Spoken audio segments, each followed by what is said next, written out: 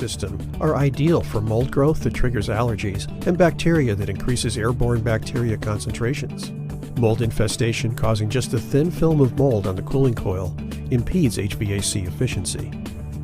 The air conditioner works harder, uses more electricity, and wear and tear is accelerated. It kills HVAC biogrowth with no chemicals and lowers HVAC energy consumption as well, because UV light has the unique ability to break down DNA